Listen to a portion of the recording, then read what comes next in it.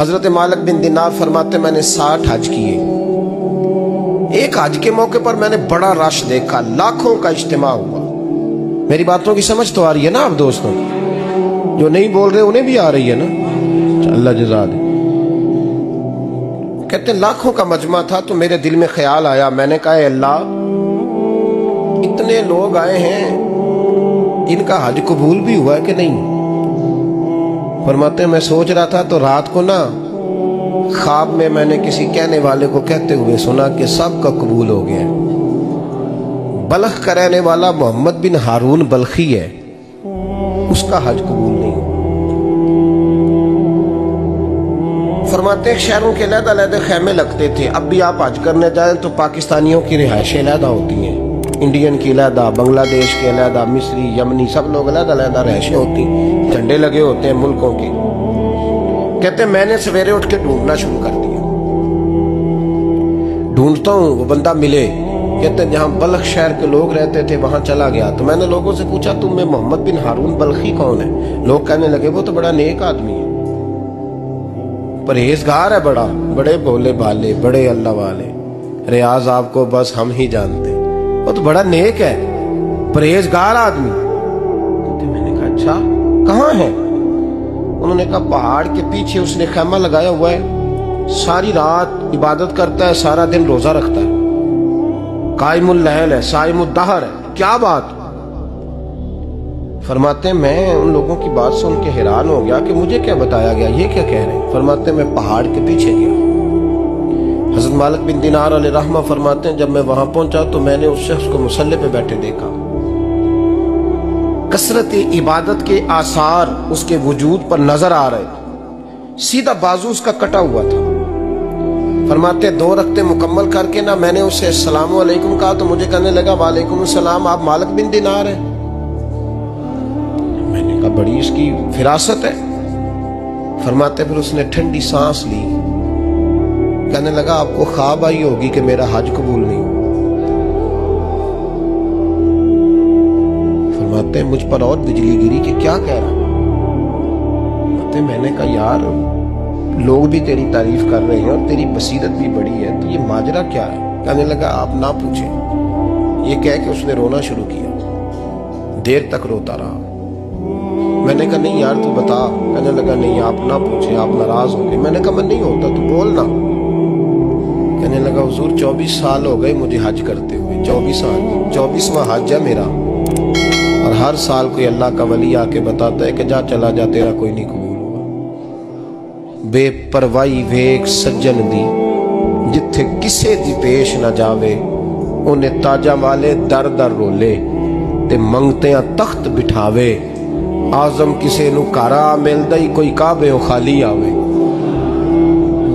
कहते हैं उसने मुझे कहा हुजूर 24वां हज है, हर साल कोई बताता है। मैंने कहा तेरी गलती।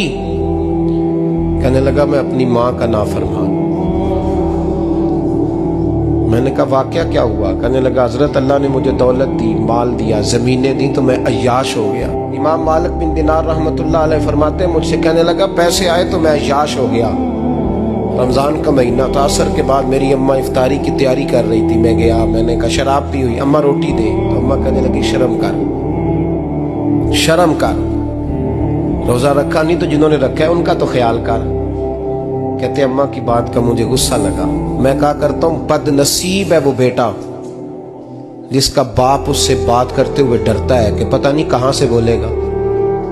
बदनसीब नहीं वो बेटा जिसकी माँ उससे बात करते हुए सहम जाती है कि पता नहीं कौन सी बोली बोलेगा। बदनसीब नहीं कि माँ बाप भी जिससे खोल के बात ना कर सके। हजरत मालिक बिन दिनार से कहने लगा अम्मा ने जब कहा ना शर्म कर तो मुझे गुस्सा आया, मैंने माँ को थप्पड़ मारा और मेरी माँ जलते हुए तंदूर में गिरी। लोगों ने मुझे पकड़ के अंदर बंद कर दिया कमरे में। सारी रात मैं शोर सुनता रहा पर नशे में धोत रहा। सवेरे आंख खुली तो मेरी बीवी बैग बांध रही थी। मैंने कहा कहाँ जा रही हो? कहने लगी जो माँ का नहीं बना मेरा कैसे बनेगा। मैंने कहा मेरी अम्मा का वो तो लोगों ने रात को ही दफन कर दी जनाजा पढ़ के। तड़प के कहने लगा मुझे क्यों नहीं बताया? तो कहते हैं लोग कहने लगे तेरी मरती हुई माँ कह गई थी इसे मेरा मुंह ना देखने देना। मेरे जनाजे के करीब ना आए। हजरत मालिक बिन दिनार फरमाते हैं, जब उसने ये बात सुनाई तो मैंने भी उसके मुंह पे थप्पड़ मारा। मैंने कहा तो इसी काबिल है। कहते हैं वो रोने लगा, हुजूर दुआ करे अल्लाह मुझसे राजी हो जाए। कहने लगा जब माँ की इंतकाल की खबर मिली तो मैंने कुल्हाड़ी लेके वो हाथ काट दिया जिससे माँ को मारा था। मैंने सारी जायदादें खिरात कर दी। 24 साल हो गए, 24 साल। सारी रात नमाज पढ़ता हूँ, रोजा रखता हूँ, हज करता हूँ, पर हर साल कोई आके कहता है जा दौड़ जा, तेरा कोई नहीं कबूल हुआ। हुजूर दुआ करे मालिक राजी हो जाए। फरमाते मैं थप्पड़ मार के आ गया। मैंने कहा तुझसे राजी हो जाए इतने जालिम से? इमाम मालिक फरमाते रात को आके सोया तो मुझे ख्वाब में रसूल पाक का दीदार हुआ। तो नबी पाक अलैहिस्सलाम ने फरमाया मालिक तू उसे मायूस क्यों कर आया है? अल्लाह तो बड़ा मेहरबान है। कहा हुजूर माँ के नाफरमान को माफी कैसे मिलेगी? तो इमाम मालिक फरमाने लगे नबी करीम ने फरमाया जा उसे जाके बता दे तुझे कयामत में तेरी माँ की वजह से बख्श दिया जाएगा। कहा हुजूर अम्मा की वजह से किस तरह? तो महबूब फरमाने लगे इसकी माँ कयामत में इसके खिलाफ मुकदमा दायर करेगी रब करीम की अदालत में। ए अल्लाह मैंने 9 माह पेट में रखा, दर्द सह के इसे जना, जिगर का खून पिला के पाला और इसी ने मुझे कत्ल किया। रब करीम इसकी माँ का मुकदमा सुन के कहेगा उठाओ इसको दोज़ख में फेंको, इसने माँ जलाई थी इसे भी जलाओ। महबूब फरमाने लगे जब पकड़ करके मालिक उसको मोहम्मद बिन हारून को लोग ले जाएंगे ना जहन्नम की तरफ, अभी फरिश्ते घसीटेंगे ही तो पलट के फिर अम्मा की तरफ देखेगा और दूसरी दफा फिर घसीटेंगे तो पलट के देखेगा और तीसरी दफा फिर पलट के कहेगा अम्मा ये मुझे जलाने लगे, अम्मा ये जहन्नम में फेंकने लगे। मेरे हबीब फरमाने लगे वो जल के मरने वाली माँ वहां भी बोल पड़ेगी, कहेगी या अल्लाह चल मैंने माफ किया तू भी माफ कर दे। ऐ अल्लाह मैंने माफ किया तू भी माफ कर दे, अल्लाह तू माफ कर दे इसे।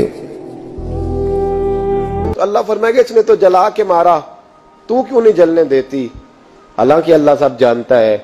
कहेगी मौला मैं तो माँ हूं ना, कैसे मौका दूं? तो मेरे महबूब फरमाने लगे मालिक अल्लाह इसे इसकी माँ की वजह